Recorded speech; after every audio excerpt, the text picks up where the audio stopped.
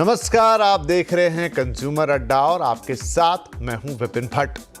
पिछले कुछ सालों में जिस एक पशु की बात सबसे ज्यादा हुई वो हैं कुत्ते। कभी आवारा कुत्तों के हमलों की खबरें तो कभी पालतू कुत्तों के किसी के काट खाने की खबर, कभी कुत्तों को खाना खिलाने पर विवाद तो कभी आवारा कुत्तों की धरपकड़ का मामला। सीसीटीवी और सोशल मीडिया के इस जमाने में इससे जुड़ी तस्वीरें और वीडियो भी खूब वायरल होते हैं। अब देश में बहुत से आधिकारिक पशु प्रेमी भी हैं जो जानवरों के हक की आवाज़ बुलंद करते रहते हैं। देखा जाए तो कुत्तों को लेकर देश इस वक्त दो धड़ों में बंट गया है। एक वो जो इनसे परेशान हैं, डरते हैं या कभी किसी भी तरह से उनका शिकार बने हैं, तो दूसरे वो हैं जो कुत्तों के हक की आवाज़ उठाते हैं। और यही कारण है कि कुत्तों से जुड़े मामले आपसी लड़ाई झगड़ों, पुलिस थानों से होते हुए स्थानीय अदालतों, हाई कोर्ट और अब सुप्रीम कोर्ट तक पहुंच गए हैं। अब सुप्रीम कोर्ट ने इस पर एक बड़ा फैसला सुनाया है। मामला हालांकि सिर्फ दिल्ली एनसीआर का है, लेकिन फैसला सुप्रीम कोर्ट से आ रहा है, इसलिए पूरे देश में नजीर तो बनेगा ही। सुप्रीम कोर्ट ने अपने आदेश में दिल्ली सरकार से कहा है कि वो शहर के करीब 5000 आवारा कुत्तों के लिए शेल्टर होम बनाए। न सिर्फ बनाए बल्कि उसमें कुत्तों की देखभाल के लिए स्टाफ रखे और उनकी निगरानी के लिए सीसीटीवी कैमरे भी लगाए। शेल्टर में लाने के बाद कुत्तों की नसबंदी की जाए, उन्हें टीके लगाए जाए और जो सबसे अहम और ज़रूरी बात कोर्ट ने कही है कि इन कुत्तों को वापस ना छोड़ा जाए। एक नियम है जो ये कहता है कि ऐसा करने के बाद कुत्तों को वहीं छोड़ दिया जाए जहां से उन्हें लाया गया था, लेकिन सुप्रीम कोर्ट कह रहा है कि नियम को अभी एक तरफ रखिए। सुप्रीम कोर्ट ने पूरे मामले पर काफ़ी तल्ख तेवर दिखाए हैं और साफ साफ कहा है कि अगर कुत्तों को पकड़ने में किसी ने रुकावट डाली तो चाहे फिर वो कोई व्यक्ति विशेष हो या फिर कोई संस्था, इसे वो अपनी अवमानना मानेगा। यानी ऐसे व्यक्ति या संस्था के खिलाफ कानूनी कार्रवाई होगी। सुप्रीम कोर्ट के इस फैसले के बाद तुरंत रिएक्शन भी आ रहे हैं। पशु संरक्षण वाली कई संस्थाएं कह रही हैं कि कोर्ट का यह फैसला व्यवहारिक नहीं है, तो कई नेता भी अब इस मामले में कूद पड़े हैं। राहुल गांधी और उनकी बहन प्रियंका गांधी ने इस फैसले पर अपनी आपत्ति जताई है।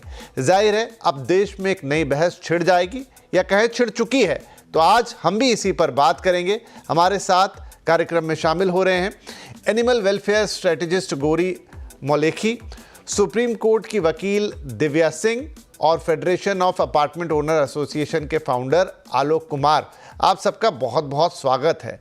तो दिव्या, क्योंकि आप इस मामले से सीधी जुड़ी हैं, कोर्ट में पूरा मामला गया है और अब सुप्रीम कोर्ट का आदेश आ गया है। आदेश की बहुत बड़ी जो हाइलाइट्स थी वो तो मैंने यहाँ पर बता दी, लेकिन बड़ा सवाल ये है कि क्या कोई एक डेडलाइन भी चूंकि सुप्रीम कोर्ट ने तो दे दी है, लेकिन क्या कुछ तरीका बताया है कि ये सब होगा कैसे? क्योंकि जितना मुझे मालूम है इस समय ना तो दिल्ली सरकार के पास किसी तरह का कोई शेल्टर मौजूद है, मतलब उन्हें ग्राउंड जीरो से शुरुआत करनी है। जी, जो सुप्रीम कोर्ट ने सो मोटो कॉग्निजेंस लिया है और 27 अगस्त का जो पहला उनका डेट था इस ऑर्डर का, जब ये ऑर्डर पास हुआ है, उसके बाद जो अभी 11 अगस्त को ये ऑर्डर आया है, तो आप चाहे 11 अगस्त का ऑर्डर देख लीजिए, उसमें भी डायरेक्टिव्स में ग्राउंड रियलिटीज को कैसे टैकल करना है इसके बारे में कुछ भी डायरेक्शंस नहीं दिए हुए हैं। दिल्ली शहर की अगर हम बात करें तो यहाँ पे अप्रोक्सीमेटली 5 लाख के आसपास के स्ट्रे डॉग्स हैं, कोई शेल्टर्स है नहीं।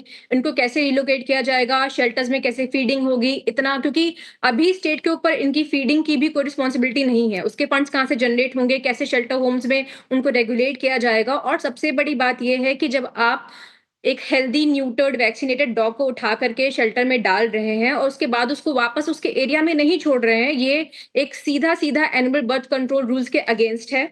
और दूसरी चीज ये है कि अगर आप न्यूट्रल डॉग को निकाल के ले जाएंगे, जैसा कि हम सब जानते हैं कि हर डॉग अपने एरिया अपनी टेरिटरी को प्रोटेक्ट करता है, वहां पे नए डॉग्स नहीं आ पाते हैं और वो जो डॉग्स हैं वो उस एरिया में एक शेल्टर की तरह रहते हैं, एक सिक्योरिटी बना के रहते हैं और नए एंटिटीज, चाहे वो रोडेंट्स हो, मंकीज हो और भी एनिमल्स हो, उन सबको एरिया में आने से रोकते हैं। तो जब वो वहां नहीं होंगे, आप नए डॉग्स को कैसे आप उनको मॉनिटर करोगे? फिर रेबीज जो इन्फेक्टेड डॉग है वो दोबारा आएंगे, आप उसको कैसे टैकल करोगे? और रेबीज सिर्फ कुत्तों से नहीं होता, रेबीज मंकी से भी होता है, कैट से भी होता है, रोडेंट्स भी बीमारियां फैलाते हैं। तो जो ग्राउंड रियलिटीज हैं, इससे जो ऑर्डर है सुप्रीम कोर्ट का बहुत ही अदूर दृष्टिकोण से दिया गया है और इसमें कोई भी गाइडलाइंस, कोई भी स्ट्रक्चर, कैसे हमें ये इम्प्लीमेंट करना है, इसके बारे में कोई भी डायरेक्शंस नहीं दिए हुए हैं। तो ये एक हवा में दिया हुआ ऑर्डर है जिसकी हम इसको इम्प्लीमेंट कैसे करेंगे, इसको कुछ नहीं पता। 8 हफ्ते में कैसे आप शेल्टर्स खड़े कर दोगे कि आप इतने कुत्तों को उसमें रिलोकेट कर सको, ये बात हमारी समझ के परे है, इम्प्रैक्टिकल है। और इसके बारे में तो मैं यही कहना चाहती हूँ कि ये इम्प्लीमेंट करना हम आने वाले वक़्त में देखेंगे कि बहुत मुश्किल है, और इसमें सिर्फ़ और सिर्फ़ बेज़ुबानों के हेल्थ हालांकि गोल में उनको कोर्ट डाला ये भी जा कह रहा रहा है, है दिव्या कुछ जी भी कि नहीं। कोर्ट ने दो बातें और कही जिनका जिक्र मैंने अपने इंट्रो में किया। वो ये कह रहे हैं जी। कि नियम है, आपने सही कहा, एबीसी जो कानून है, लेकिन वो कह रहे हैं कि फिलहाल आप कानून को एक तरफ रखिए। और दूसरी बात उन्होंने ये भी बहुत साफ कही कि जो इसके बीच में आएगा उसके ऊपर कानूनी कार्रवाई होगी। आलोक साहब, कोर्ट का ये फैसला देखिए, एक दृष्टिकोण में किसी को स्ट्रिक्ट लगेगा, एक दृष्टिकोण में किसी को गलत भी लग सकता है, और एक दृष्टिकोण में बहुत सारे ऐसे लोग भी होंगे जिन्हें लगेगा बिल्कुल सही किया। ये बिल्कुल वैसी बात है कि आप किस पहलू को देख रहे हैं और आप किस पहलू से पीड़ित हैं। आपकी इसमें क्या राय है? क्योंकि सोसाइटीज का भी ये मामला है, इन जनरल भी ये दिल्ली में रहने वाले, दिल्ली क्या पूरे देश में ही लोगों का मामला है, जहां मैंने शुरू में भी कहा कि लोग दो धड़ों में बटे हुए हैं। नहीं विपिन जी, मैडम की बात काफी हद तक सही है, कोई गलत नहीं कह रही मैं, लेकिन मेरा कहना है कि जितना कंसर्न डॉग के लिए है उतना कंसर्न इंसान के लिए नहीं मुझे दिखाई देते लोग। कल भी लोगों ने मेरे ख्याल से दिल्ली में काफी प्रदर्शन किया डॉग लवर्स ने, लेकिन कभी मैंने किसी डॉग लवर को अनाथ आश्रम के लिए, वृद्धा आश्रम के लिए इस तरह का एजिटेशन करते नहीं सुना, ना कभी बात करते सुना। मैं काफी डॉग लवर से मुलाकात हुई है, मेरी मीटिंग भी हुई है, डिस्कशन भी रहा है इस टॉपिक को कि कैसे सॉल्व किया जाए। लेकिन मुझे पता नहीं क्यों डॉग लवर केवल डॉग के लिए परेशान हो रहे हैं। अरे भाई, इंसान के लिए भी परेशान हो, सबसे पहले तो इंसान है उसको बचा लो। अगर इस तरह का प्रॉब्लम लोग देख रहे हैं, सुप्रीम कोर्ट कुछ ऑब्जर्व किया तब तो इस तरह का डिसीजन दिया है। और आप ग्राउंड रियलिटी, आप मतलब मैडम ने शायद नहीं देखा होगा, ग्राउंड रियलिटी ये है कि लोगों ने करोड़ों का मकान खरीद के आज अपने बेसमेंट में नहीं जा पाते, पार्क में नहीं जा पाते बच्चे। तो इसका मतलब ये तो नहीं कि उसको फ्री हैंड छोड़ दिया जाए कि भैया हर जगह तुम, हम अगर कोई चीज सुपर एरिया में खरीद रहे हैं और उस एरिया में हम फ्री होकर मूव नहीं कर सकते हैं इस डॉग के चलते, तो इस पे सुप्रीम कोर्ट को तो संज्ञान लेना ही था। काफी देर से लिया, लोग बहुत देर से वेट कर रहे थे कि सुप्रीम कोर्ट उस पर कोई ऑर्डर करे। और मैम की जो बात है कि भाई इम्प्लीमेंटेशन इम्प्लीमेंटेशन एक टास्क है, इसमें कोई दो राय नहीं। इंडिया में कानून बहुत बनते हैं, इम्प्लीमेंट नहीं हो पाते, लेकिन हम लोग चाह रहे हैं कि इम्प्लीमेंट हो। और एक आरडब्ल्यूएस, एओएस या सोशल वर्कर जितने भी है वो सब लोग, हम लोग आगे आएंगे इसको लेके कि भाई इसका इम्प्लीमेंटेशन ग्राउंड पे होना चाहिए। अगर दिल्ली में तो मुझे लग रहा है दिल्ली सरकार थोड़ी कॉन्शियस भी है, लेकिन नोएडा और गाजियाबाद वाले तो एकदम कॉन्शियस नहीं है, वो तो आंख मूंद के इस जजमेंट के ऊपर कोई चर्चा भी नहीं कर रहे।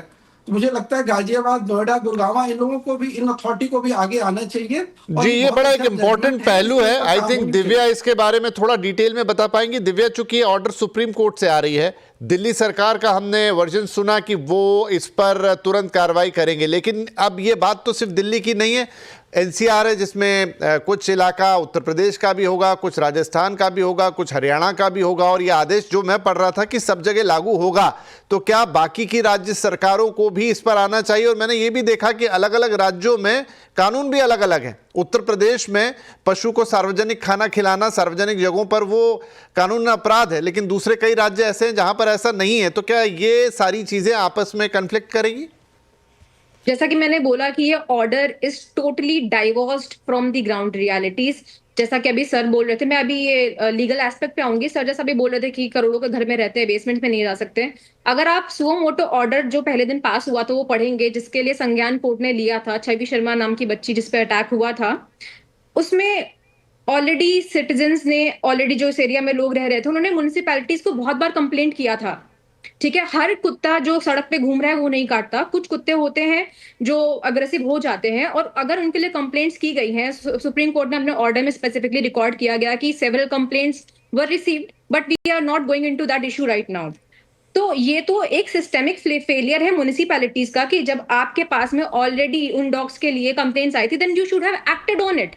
आपको अगर आज भी जो इम्प्लीमेंट करना है वो म्युनिसिपैलिटी नहीं करना है, ठीक है। अगर हम उनको वैक्सीनेट करके छोड़ दे रहे हैं, वो उनकी फीडिंग रिस्पॉन्सिबिलिटी हमारे पास नहीं है। एज अ सिटीजन ऑल्सो हमें, बेजुबान को सर ने बोला कि हम ह्यूमंस के बारे में क्यों नहीं उतने ज्यादा संवेदना हमारे अंदर है जितनी कुत्तों के बारे में। कुत्ते बेजुबान है, कुत्तों का भी कॉन्स्टिट्यूशनल राइट है।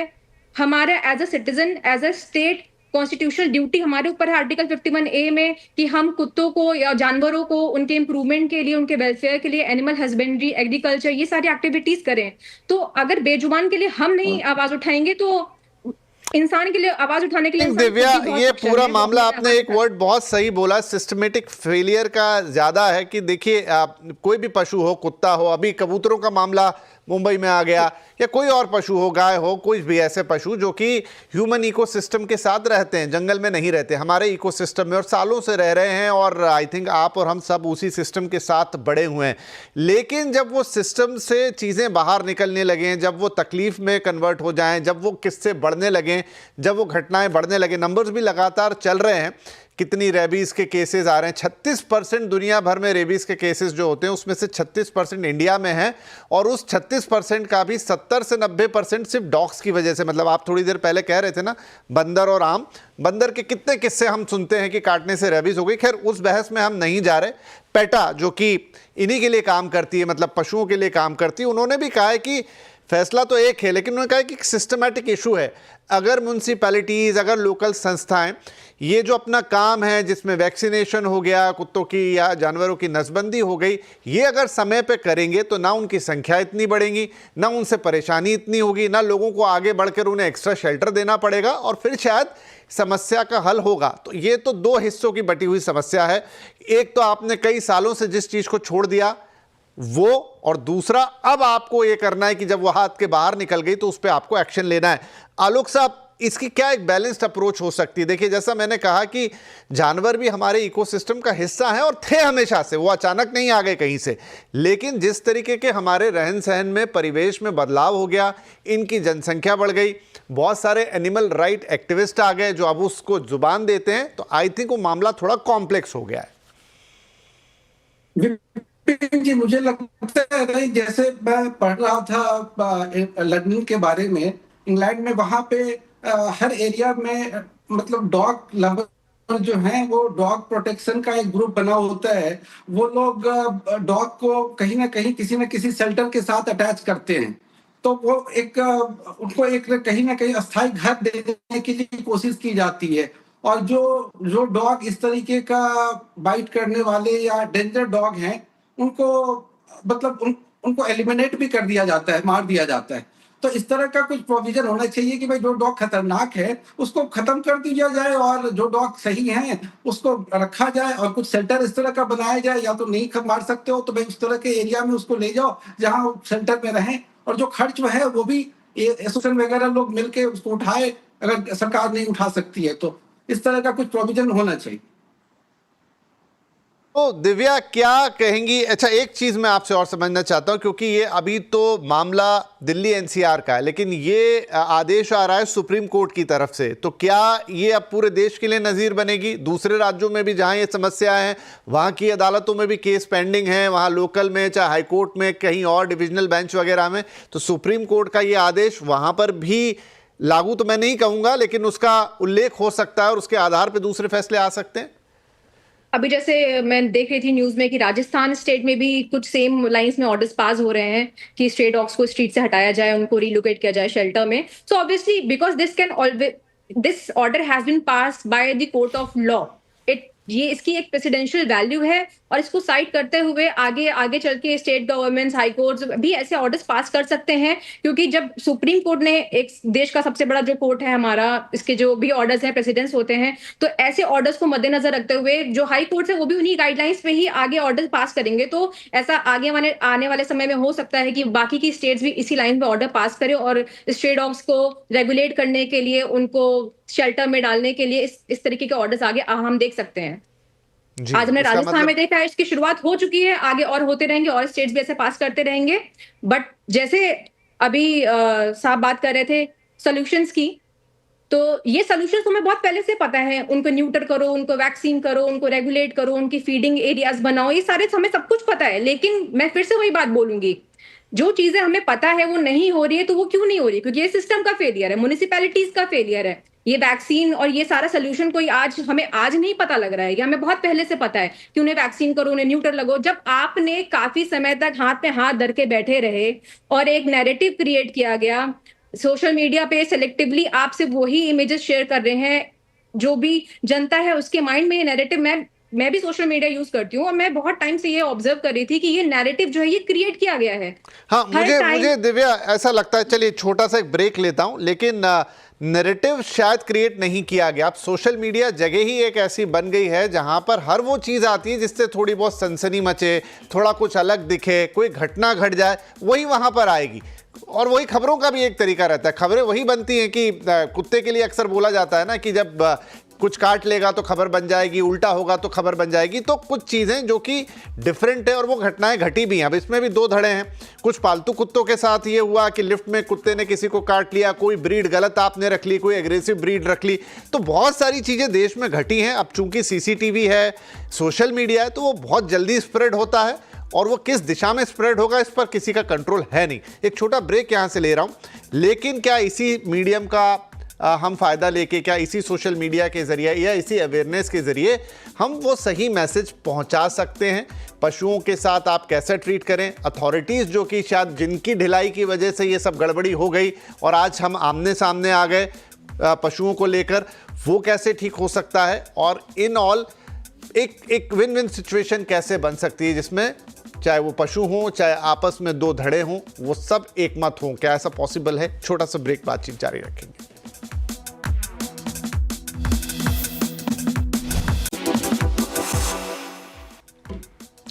Welcome back. और बात हो रही है सुप्रीम कोर्ट के उस फैसले की जिस पर उसने कहा है कि दिल्ली एनसीआर में जो भी आवारा कुत्ते हैं उनके लिए शेल्टर होम बनाया जाए, उन्हें उठाया जाए, उनका वैक्सीनेशन किया जाए और दोबारा ना छोड़ा जाए। और इस प्रक्रिया में जो भी बीच में आएगा उसे कोर्ट अपनी अवमानना मानेगा, मतलब उस पर कानूनी कार्रवाई हो सकती है। अब बात यह है कि इसके सॉल्यूशन पे कैसे पहुंचा जाए। तो आलोक जी, अब तो मैं जितना समझ रहा हूं कि सुप्रीम कोर्ट का आदेश है तो ये चीज़ तो अब पालन होगी और फिर एनसीआर के बाकी हिस्सों में कैसे होगी वो देखने वाली बात है। लेकिन सुप्रीम कोर्ट का आदेश है तो एक्शन तो होता हुआ दिखाई देगा। इसमें सोसाइटीज़ और बाकी लोगों का क्या रोल देख रहे हैं आप? मुझे तो लगता है कि बहुत सालों बाद इस तरह का जजमेंट आया है। बहुत टाइम से लोग वेट कर रहे थे इस जजमेंट का। मतलब विपिन जी, आप यकीन नहीं कर सकते, बहुत लोग सोच लिए थे कि इसका कोई सॉल्यूशन ही नहीं है। और मुझे लगता है कि देखिए, अगर कोई कानून ना हो तो लोग इलीगल रास्ता अपनाते हैं। बहुत लोग एक एक डॉग का 10-10 हजार रुपया देना पड़ता था डॉग कैचर को कि भैया इसको किसी तरह से सोसाइटी से बाहर निकाल दो। तो मेरे ख्याल से अब ये कानून आ गया, इससे बहुत बेटर है कि अब शेल्टर के लिए काम हो, प्रॉपर शेल्टर बने और कम से कम जो डॉग बहुत परेशान कर रहा है, कई बाइट कर चुका है, जिसको गवर्नमेंट ले जा रही है और फिर 1 महीने में छोड़ जा रही है, उन डॉगों को पहले हटाया जाए, फिर धीरे धीरे बाकी डॉगों को शिफ्ट किया जाए इस शेल्टर में। और शेल्टर को चलाने में हम सब लोग मदद करें, पब्लिक का भी इस तरह का पार्टनरशिप हो कि शेल्टर को चलाने में कोई दिक्कत ना आए, गवर्नमेंट का फंड बाद में आए, पब्लिक से फंडिंग भी कुछ हो जाए, कोई दिक्कत नहीं है इसमें। लोग तैयार हो जाएंगे इसके लिए। लोग बहुत ही परेशान हैं और मुझे लगता है कि जो डॉग लवर है ना, उनको भी थोड़ा सोचना होगा। वो माँ बाप से ज्यादा डॉग को ही प्यार करने लगे हैं। पता नहीं मुझे क्या लगता है कि मतलब कुछ ज्यादा ही बाइस्ड हो जा रहे हैं डॉग के लिए। उनको कुछ दिखाई नहीं देता, वो बैठ के डिस्कस भी नहीं करना चाहते। मतलब हम लोग कई बार कहे कि भाई जो डॉग है बाहर से लाना बंद करो स्ट्रीट डॉग को, वो बाहर से भी घर में भर के ले आते हैं। मतलब इस तरह का पैशनेट मुझे देखने को मिलता है कि आप उनको, ऐसे नहीं होता है कि आप उनको समझाओ या कुछ साइकोलॉजिकल प्रॉब्लम टाइप हो जाता है, इस तरीके का हो जाता है लोगों को। तो बड़ा मुश्किल है उस बात को समझा पा रहे। एक सोशल इशू के तौर पे ये बात आ गई। दिव्या जी, अब जबकि एक रूलिंग आ गई है, हालांकि सुप्रीम कोर्ट ने कहा है कि बाकायदा शेल्टर बनाइए, उसमें स्टाफ रखिए, उसमें सीसीटीवी कैमरे से निगरानी होगी। मतलब उनका ये नहीं है कि सिर्फ आप जस्ट निकाल दीजिए इनको, वो उनकी पूरी देखभाल की भी बात कर रहे हैं। पुरानी गलतियां जो हो गई, क्या यहां से आगे बढ़ने के लिए ये फैसला मदद करेगा? आगे बढ़ने का तो मैं आपसे नहीं कह सकती हूँ कि ये कैसे, क्योंकि ये this order is bound to fail. I am sorry to say that, but ये ऑर्डर इंप्लीमेंट कैसे होगा? शेल्टर में हम रेगुलेट, यहाँ पे हम स्ट्रे डॉग्स रख रहे हैं। पब्लिक व्यू आजकल स्ट्रे डॉग्स के प्रति वैसे भी बहुत ही अवर्जिव है। जैसा कि सर बोल रहे हैं कि डॉग हेटर्स को साइकोलॉजिकल प्रॉब्लम हो चुकी है, वो सुनते नहीं है। वैसे डॉग हेटर्स को भी एक प्रॉब्लम है, दे डोंट वांट टू को एग्जिस्ट। आप किसी स्पीशीज के साथ को एग्जिस्ट ही नहीं करना चाहते, आपके अंदर टॉलरेंस लेवल ही खत्म हो चुका है। एक बेजुबान है, उसको हम प्यार कर सकते हैं, पुचकार सकते हैं, खिला सकते हैं। मैं मानती हूँ कुछ स्ट्रे डॉग्स होते हैं जो अब्यूजिव हो जाते हैं, अग्रेसिव हो जाते हैं, काटते हैं। आप उनके अगेंस्ट एक्शन लीजिए, उनके लगे अगेंस्ट कंप्लेंट आती है, आप उनको पुट डाउन कीजिए, आप उनके लिए ले सकते हैं एक्शन। लेकिन अगर आप मैं ये सोच रहा था इस बात में कि जब ये डॉग लवर्स वाली तो शब्द भी हम नहीं जानते थे, या तब ऐसे लोग भी नहीं थे, तब भी ये पूरा सिस्टम कोएग्जिस्ट करता था, तो मुझे ये भी नहीं लगता कि कहीं किसी में कोई हेट्रेड है एक्स्ट्रा। लेकिन क्या है कि वो जो बैलेंस है ना, वो बिगड़ गया है कहीं पर, चाहे वो जनसंख्या हो या फिर हम जिस तरह की अब सोसाइटी लिविंग में आ गए हैं, बहुत क्लोज डोर रहते हैं, तो आई थिंक, और शायद वो थोड़ी सी जो खींचतान हो जाती है कि कोई डॉग लवर्स है या कोई किसी को बाइट कर चुका है, वो एक थोड़ी सी आपसी चीज़ है जिसको हम नहीं, और उसके ऊपर जिस तरीके से जनसंख्या बढ़ गई और म्यूनसिपैलिटीज ने काम नहीं किया, उसने आग में घी का काम कर दिया। आई थिंक ये थोड़ी सी कहानी ऐसे गोल गोल घूम गई है। ये आग में घी का काम तो हुआ ही है, और एक हम जो अपने कल्चर से, अपने वैल्यू से दूर आ गए। आपको शायद याद होगा, मेरे बचपन में तो होता था कि जब माँ रोटी बनाती थी तो 8-10 रोटी एक्स्ट्रा बनाती थी, गाय के लिए हो गई, कुत्ते के लिए हो गई, उनको खिलाना हम अपनी जिम्मेदारी समझते थे, हम उन्हें खिलाते थे, हम उनका ध्यान रखते थे। अगर नहीं दिखते कहीं किसी अपार्टमेंट में काउ लवर नहीं दिखते हैं, डॉग लवर ही दिखते हैं।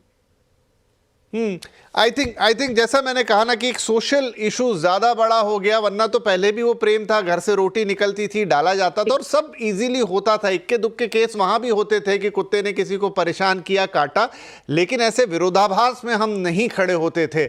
आज अगर खड़े हो रहे हैं तो डेफिनेटली उसका एक कारण है, और वो कानून से ज़्यादा शायद आपको और हमें ही समझकर निकालना होगा। फिलहाल सुप्रीम कोर्ट का ये फैसला आया, अब देखते हैं कि आगे इम्प्लीमेंटेशन में कैसा जाता है और समस्या से कितना निजात मिलता है। आप दोनों का ही इस कार्यक्रम में शामिल होने के लिए बहुत बहुत धन्यवाद। नमस्कार।